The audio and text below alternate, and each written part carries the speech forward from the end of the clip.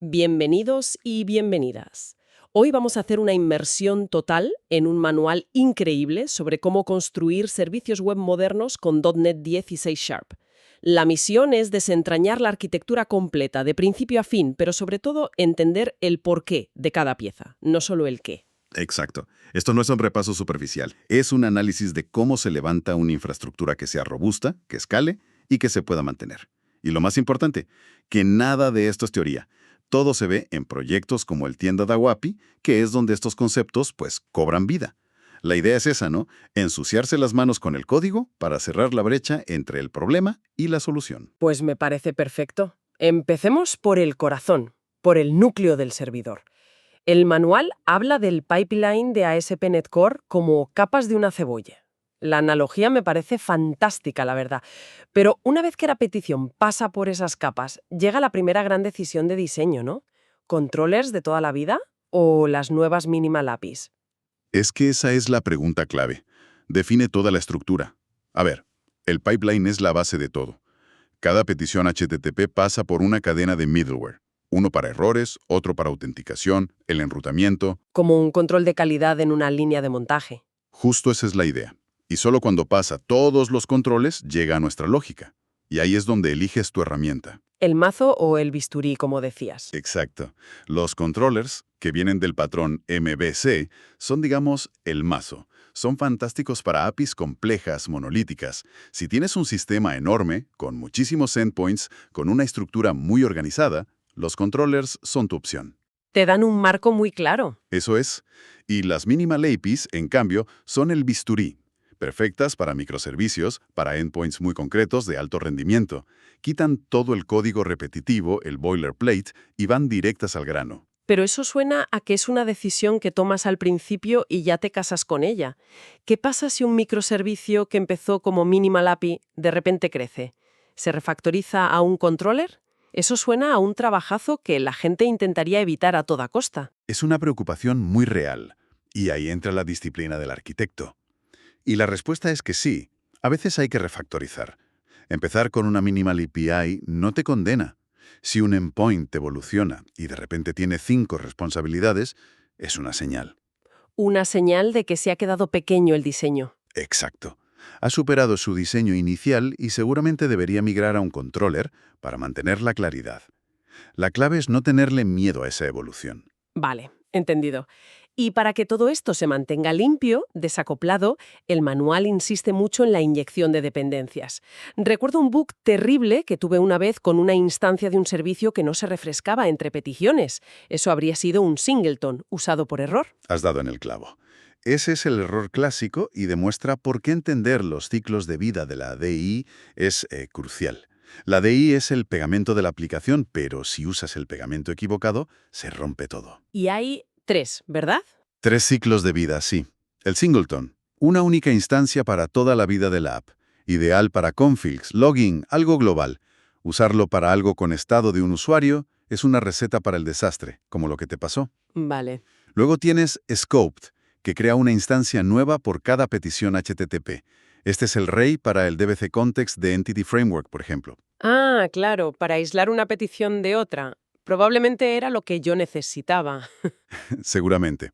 Y por último, Transient, que crea una instancia nueva cada vez que se pide, para servicios muy ligeros, sin estado, como una calculadora.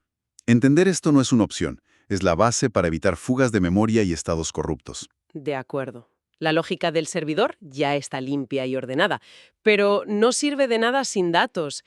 Y aquí llegamos al gran debate, casi una guerra de religión. ¿SQL o no SQL? Y es una guerra en la que la única respuesta correcta es depende.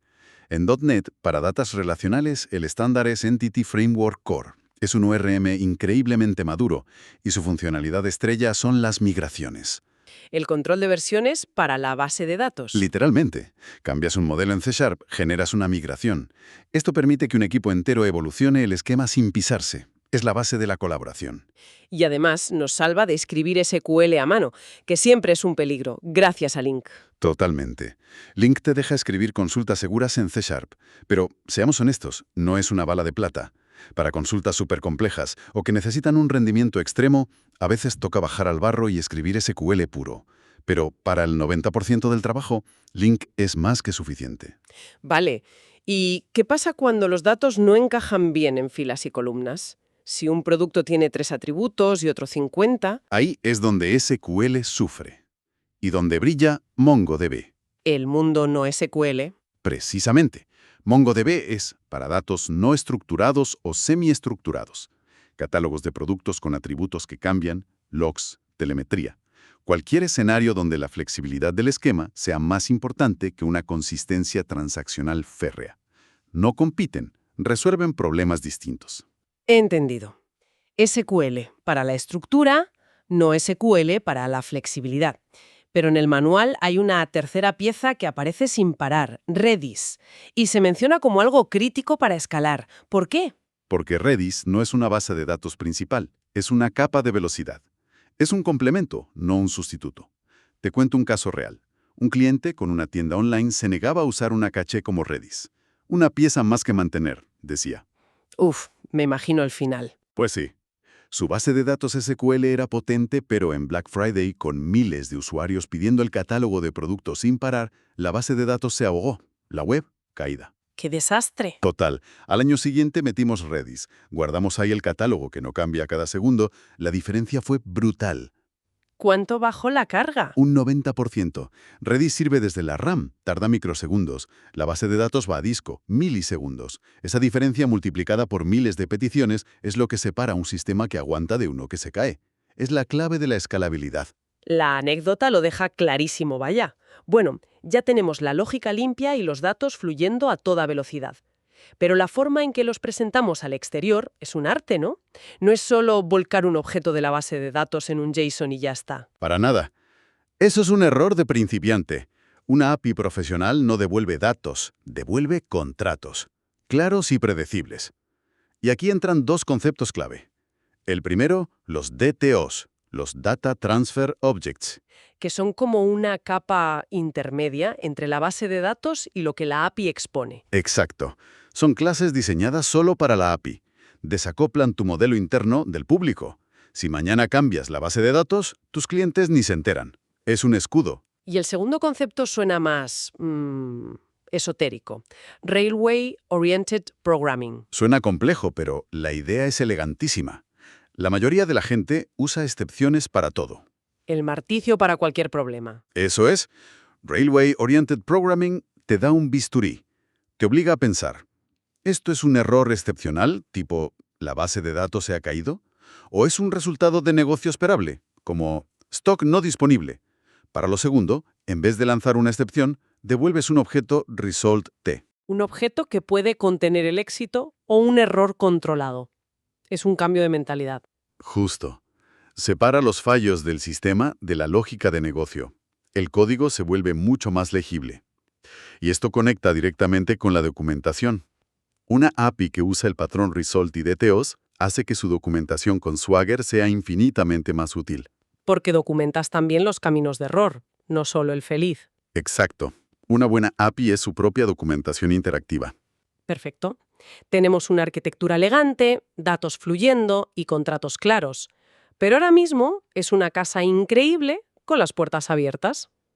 Hablemos de echar el cerrojo. Seguridad y pruebas, los dos pilares. Para la seguridad, el estándar hoy en día es JWT, los JSON Web Tokens. Que tiene dos partes. Sí, primero la autenticación. ¿Quién eres? El usuario se loguea y el servidor le da un JWT, su pasaporte digital. Luego, en cada petición, presenta ese pasaporte. Y el segundo paso es la autorización. ¿Qué puedes hacer? El pasaporte puede llevar roles, permisos, y proteger un endpoint es tan fácil como poner un atributo. Authorize, roles, igual admin. Simple, pero potentísimo. ¿Vale? Y para asegurarnos de que no rompemos nada con cada cambio, las pruebas. Tú siempre dices una frase que se me ha quedado grabada. Si no se puede medir y probar, no existe. Es que es mi mantra. El testing es tu red de seguridad. Empezamos con pruebas unitarias. Probamos una clase, un método, de forma aislada. Usamos librerías como mock para simular sus dependencias. Pero que las piezas funcionen por separado no garantiza que el sistema entero funcione. Ahí entran las pruebas de integración. Y aquí es donde una herramienta como Test Containers cambia las reglas del juego. Antes usábamos bases de datos en memoria, que son simulaciones. Test Containers levanta contenedores Docker durante los tests. Entiendo la ventaja, pero ¿no es muy lento levantar contenedores Docker para cada test? ¿No sacrifica la agilidad del desarrollo? Es un trade-off, claro. No ejecutarías estos tests cada vez que guardas un archivo. Son más pesados. Están pensados para el pipeline de integración continua, antes de un despliegue. Para el día a día tienes las pruebas unitarias, pero para tener la confianza absoluta de que tu código funciona con un Postgres real, no con una imitación, Test Containers es la garantía definitiva. Es lo más cercano a probar en producción sin estarlo. Justo eso. Tiene todo el sentido. Hemos hablado mucho del modelo REST, pero a veces el ciclo petición-respuesta se queda corto, cuando necesitamos algo más. Cuando la comunicación necesita ser más dinámica. REST es genial para pedir o modificar recursos, pero si necesitas tiempo real, Un chat, notificaciones en vivo. un dashboard financiero que se actualiza solo, necesitas WebSockets. Es una conexión persistente bidireccional. El servidor puede empujar datos al cliente sin que éste los pida. ¿Y qué hay de GraphQL? Parece la solución mágica para todo, según algunos. Es una herramienta increíble para un problema muy concreto de REST, el overfetching y el underfetching. El traer demasiados datos o demasiado pocos. Exacto. En REST pides un usuario y te trae 30 campos, aunque solo necesites el nombre. GraphQL permite que el cliente pida exactamente los campos que necesita. Es fantástico para aplicaciones móviles o frontends muy complejos. ¿Y para tareas que no pueden esperar, como generar un informe?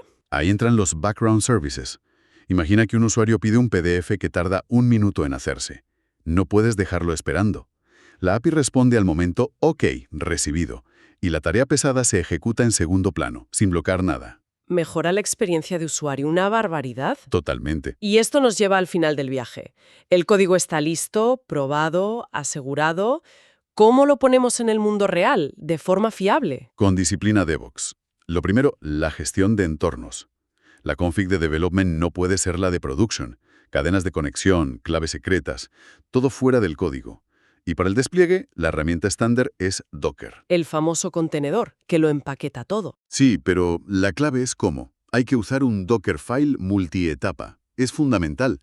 En una etapa compilas la aplicación con el SDK completo. En la segunda, copias solo el resultado a una imagen mucho más pequeña y segura, la de runtime.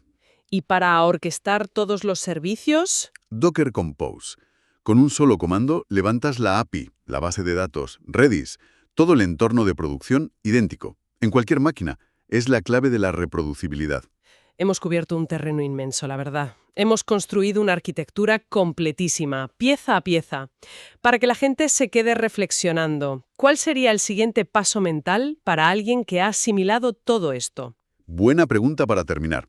A ver, hemos hablado de cómo construir un monolito bien arquitecturado, ¿no? Preparado para escalar. La pregunta que dejo en el aire es, ¿en qué punto exacto una funcionalidad deja de pertenecer a ese monolito y merece ser su propio microservicio? Y eso no es una decisión solo técnica. No, para nada. Es una decisión de negocio. Pensando en el proyecto Tienda DAO API. ¿Qué pieza se independizaría primero? Usuarios, catálogo, pagos. Y sobre todo, ¿por qué? La respuesta a eso es lo que diferencia a un buen desarrollador de un arquitecto de software. Una pregunta muy potente para cerrar. El mapa ha quedado increíblemente claro. Muchísimas gracias por esta inversión tan profunda. Un placer. Y a todos los que nos escuchan, si os ha gustado, ya sabéis, like y suscríbete para seguir codificando un montón. Nos vemos en el próximo deploy.